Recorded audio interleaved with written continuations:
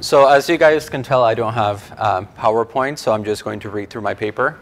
My paper is on Gaston Bachelard, who was a French epistemologist, physicist, turned philosopher. And I thought he was a good choice for this conference because I tend to associate historical epistemology with something like scientific wisdom. This idea of scientists taking their own field of study and its historical foundation as the object of inquiry.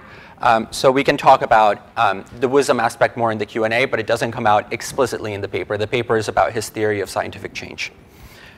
Okay. Although this is neither the time nor the place for an analysis of his complicated relationship to Kant, one way to make sense of Gaston Bachelard's philosophy of science is to highlight its essentially neo-Kantian characteristics.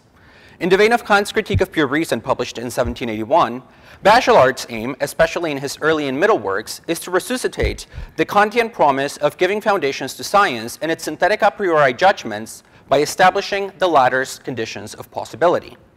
According to Bachelard, in order to bring this promise to fruition and place science on firm foundations, the philosopher or epistemologist must do two things. One, she must assume the special epistemic status of scientific inquiry. And two, she must, through critique, explain what the structure of the mind must be such that this special status is possible, intelligible, objective, and determinate.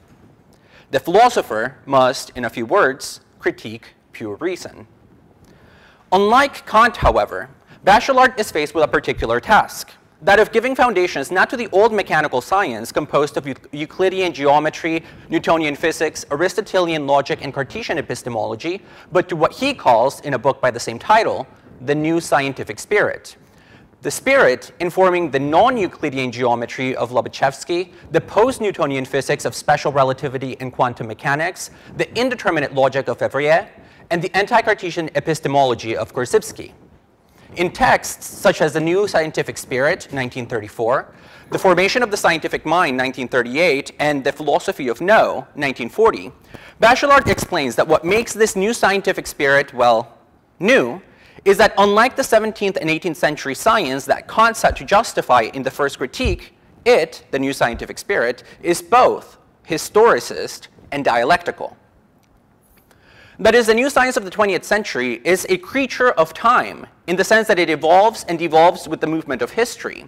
And it moves in time, not linearly as Descartes would have it, that is, by adding more bricks on a solid and unchanging foundation, but dialectically, that is, by radical leaps and disruptions that Bachelard describes as, quote, sudden reversals of thought, end quote.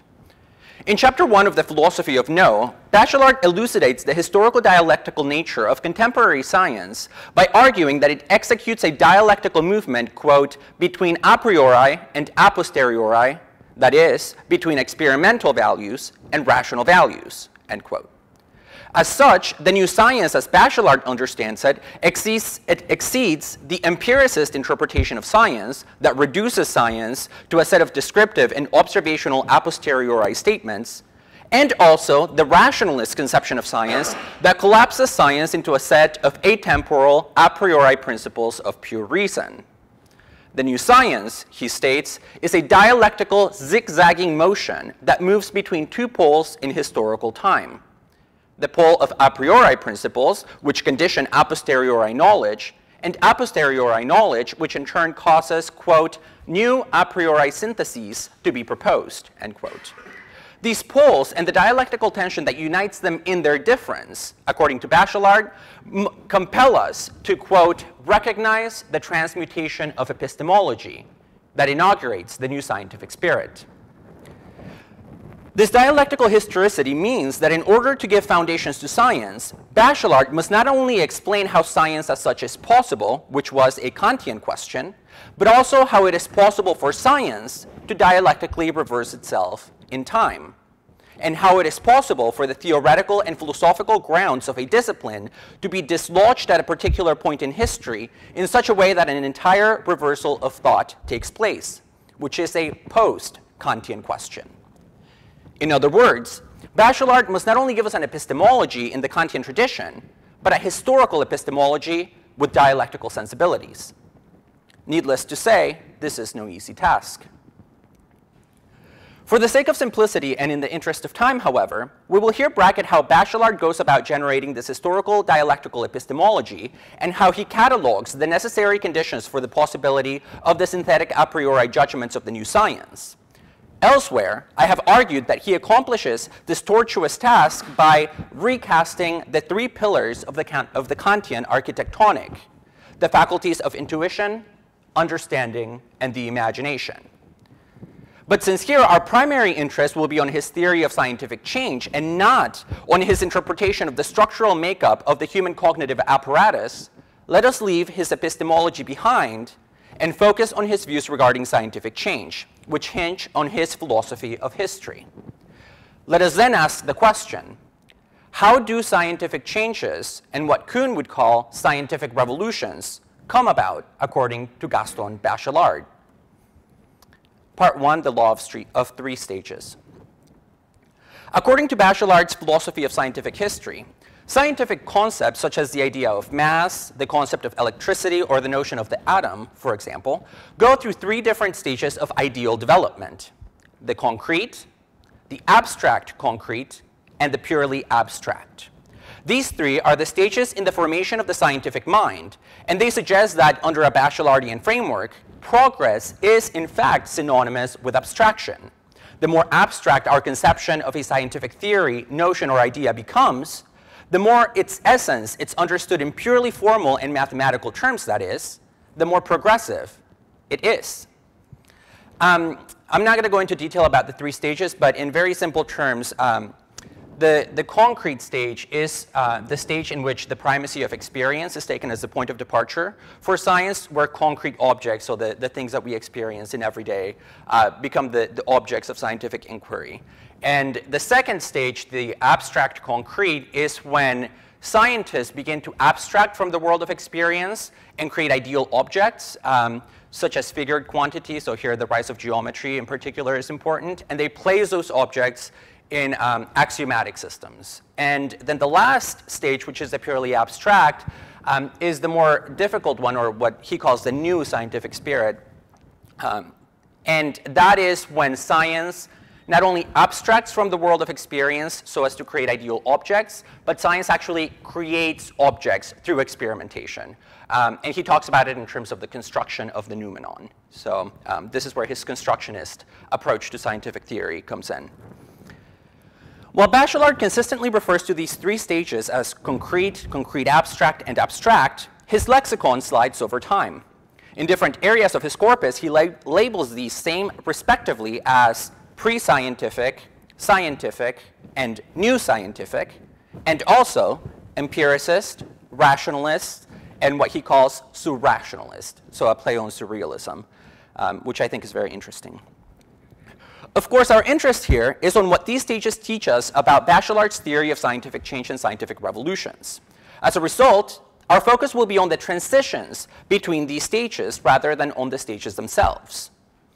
As such, than the stages themselves. But since the transitions cannot be understood in a vacuum, let us say a few things about the different stages, about what they represent and about what they do not represent, so as to prepare the groundwork for an analysis of how consciousness moves from one to the next. First, although Bachelard does not deploy this terminology, we can grasp the difference between the stages by exploring the different functions that consciousness performs in relation to its object in each of them. In the first stage, the concrete one, consciousness takes the object as it is experienced in daily life as absolute and assumes that science is delimited by the passive description of this quotidian absolute. This is why Bachelard uses the French term, and I don't speak French, which translates into thing fetish. I'm not going to try to pronounce it, to describe this stage.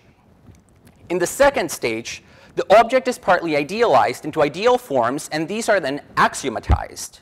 But unfortunately, the scientific consciousness in the second moment takes its object, the ideal forms, to be independent of it. So they exist independently of consciousness. To be independently of it, and it thinks of these forms as something that exists out there, awaiting discovery in nature. In the third stage, however, everything changes. Consciousness idealizes the object through and through, purging it of all mythic, practical, experiential, or material content. Here, and this stage is the zenith of scientific rationality for Bachelard, the object is nothing more than a function of an axiomatic system, and as such, it is neither described nor discovered, but constructed. In the new scientific spirit, consciousness builds its object through science itself.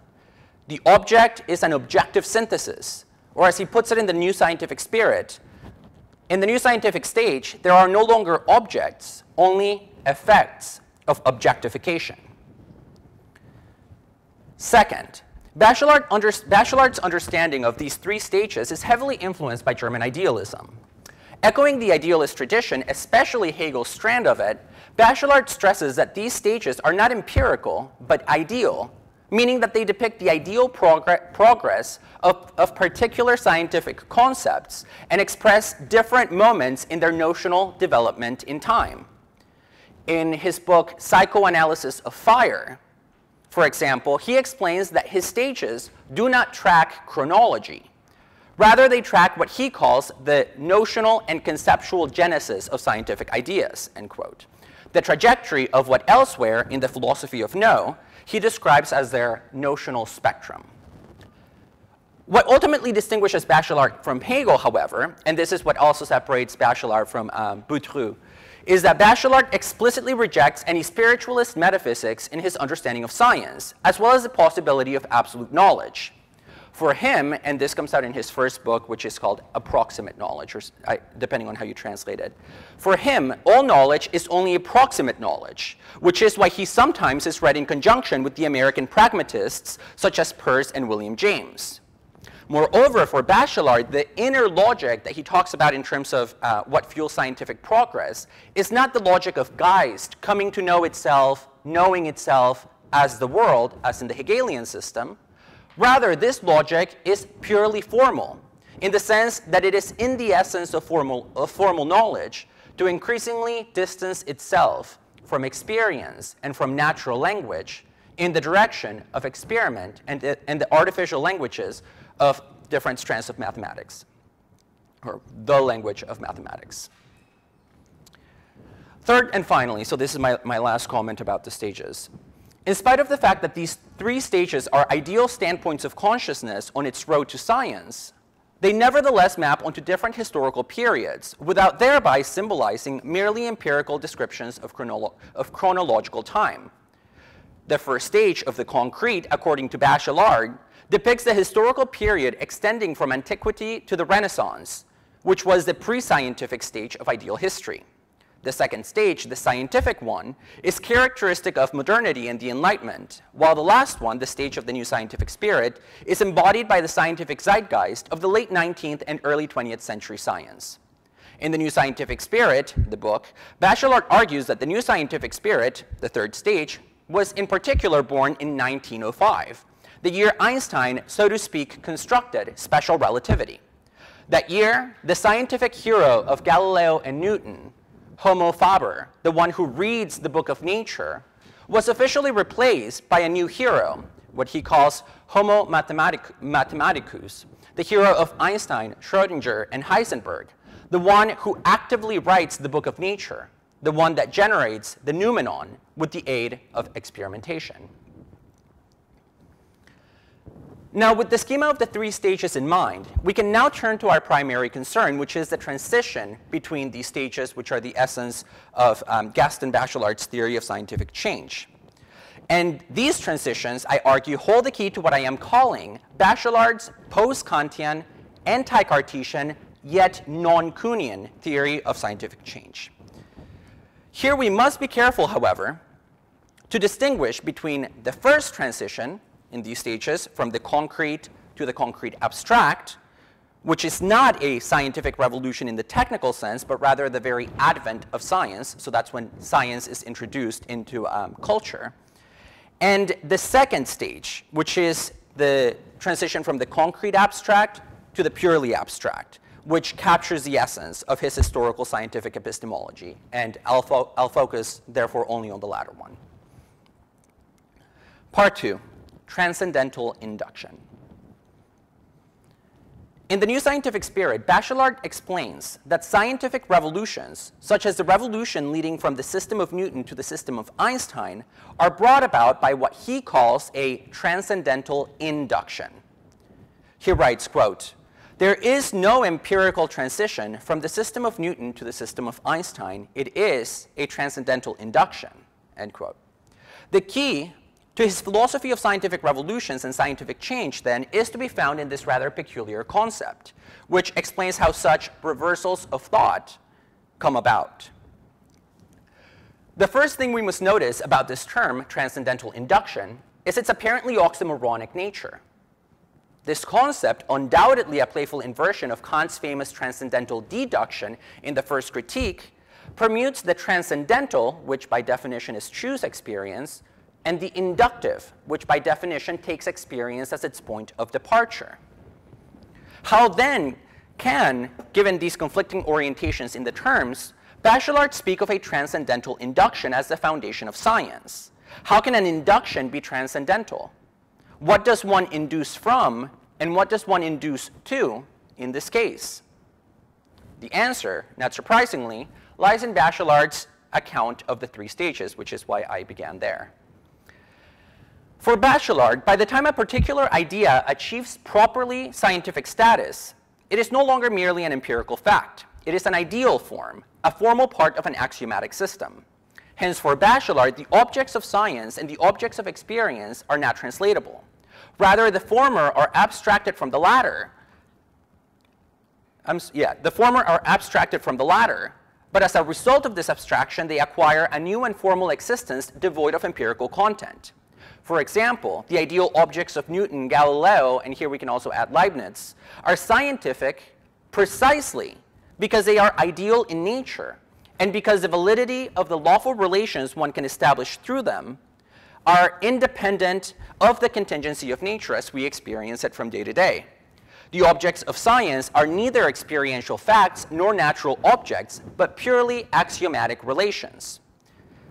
Echoing Cassirer's work in Substance and Function, Bachelard explains that at its acme, scientific objects are nothing but conceptual modes or functions in a, quote, science of relations, end quote. Moreover, for Bachelard, substance, which is in the philosophical sense of substance, is not what science presupposes in its explanations, but rather what it produces through creative rational experimentation. The leap, therefore, from science, which is the second stage, to the new science, which is the purely abstract stage, and the transition is revolutionary in my interpretation. The leap, therefore, from science to the new science happens by inducing, not from empirical givens, be they empirical objects, empirical facts, or descriptions of empirical states of affairs, but from abstract mathematical functions that are themselves not objects of possible experience in the Kantian sense. This is why Bachelard can, without risking internal contradiction, call the induction that leads us from Newton to Einstein transcendental, because the particulars that the induction proceeds from are outside the limits of possible experience. Moreover, what one induces to in this induction, so what the induction yields, is not a general law regarding a future state of affairs, which again would be an empirical interpretation of induction, but rather one induces to a new axiomatic system as a whole. One induces from relations to new and more complex relations. In The New Scientific Spirit, again, Bachelard argues that, quote, scientific thought is, in its essence, nothing but a process of objectification, end quote. It creates objects of inquiry and induces noumenal objects, so the result of the induction is the noumenon for Bachelard. It creates objects of inquiry and induces noumenal objects into existence by manipulating abstract theoretical relations. And since axiomatic systems are exhausted by the objects in their domain and their mutual relations, when new objects are introduced, the domain changes, and so do all the relations between the objects in that same domain, meaning that the system as a whole is entirely rearranged. It is no surprise that Bachelard distinguishes his transcendental induction from what he calls the amplifying induction of the British empiricists. According to Mill, for example, induction is, quote, that operation of the mind by which we infer that what we know in a particular case or cases will be true in all cases which resemble the former in certain respects, end quote. For Bachelard, however, this is not how reversals of thought take place or how the notional development of scientific concepts unravel. The former, which Kuhn would certainly call a paradigm shift, take place when the internal logic of the system as a whole is altered by the introduction of new objects into the scientific domain. When scientists objectify, they are not simply, therefore, amplifying the system of knowledge.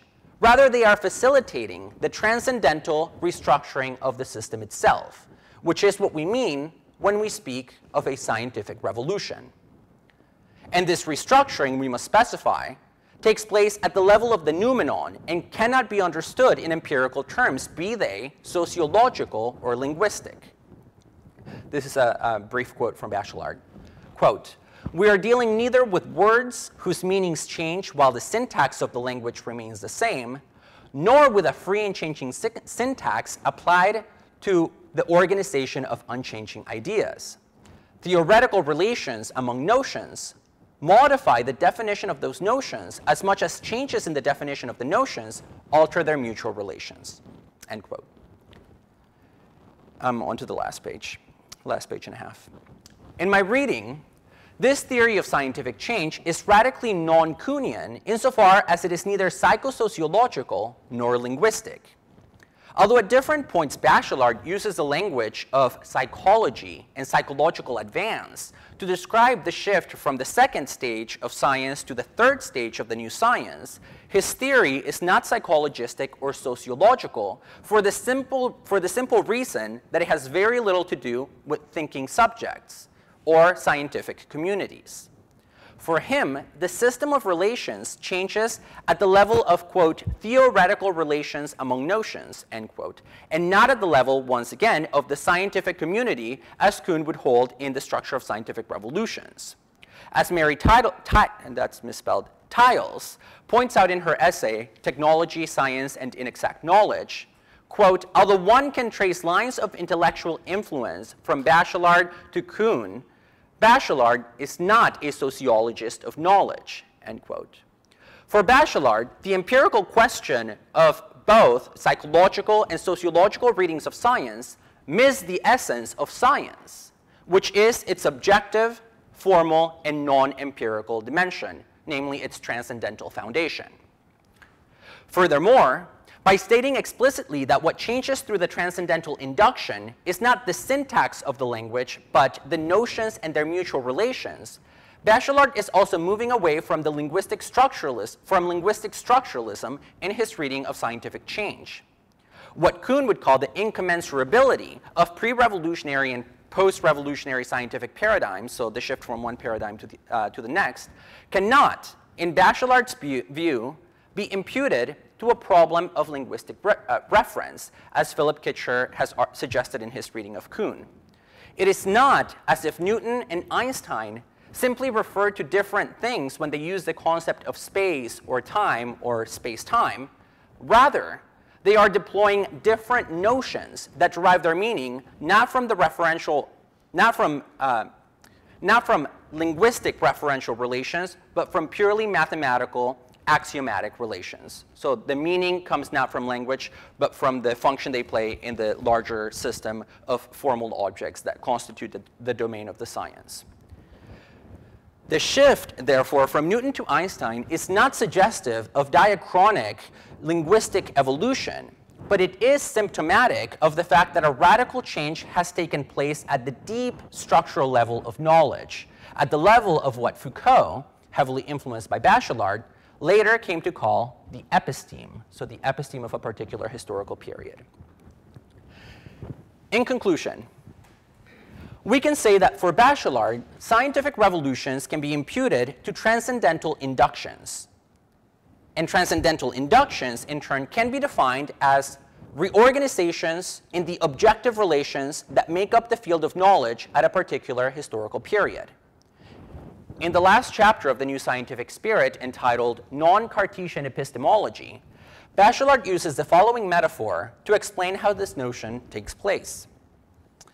he writes, quote, "If we imagine that we see a unicorn in the clouds, the wind may blow for a long while, stretching the fantastic animal this way and that, without eliminating it from view altogether. But if somebody should interrupt our reverie, the unicorn is likely to vanish in an instant. If enough perturbations accumulate, it may become necessary to take a fresh look at a complex phenomenon." End quote. This image of the movement of clouds in the sky captures the temporal nature of scientific knowledge, which, like clouds, is bent by the marching of time, by the push of the wind, and it also depicts what the transcendental foundation of his project is. For Bachelard, the shift in the organization of the clouds is not the result of deliberation, consensus, or compromise, and it is not a shift in the referential linguistic relationship between word and object. The point this image of the clouds conveys is precisely the fact that the so-called perturbation that generates a new way of thinking about the thing does not happen at the level of subjects or language, but at the level of the object of knowledge itself. The point, Bachelard writes, is, quote, "that a new shift has taken place in the basic image of the phenomenon, a shift that entails a total transformation in the underlying phenomenology," end quote. First, we see a unicorn in the clouds, and then, suddenly, almost without explanation, we see something entirely different, a new image, a new phenomenon. And the gap between these moments of perception, between the unicorn and something entirely different, is not the byproduct of communal agreement or of a deliberate act of the will, or even of the fact that a new descriptive account of what there is has emerged. Instead, the gap between the unicorn and something else represents a new arrangement in the inner organization of the perceptual field itself. And this shift, which is beyond the bounds of possible experience, is what ultimately catapults science from one stage of its ideal development to the next, thus furthering its path toward notional self-actualization. Thank you.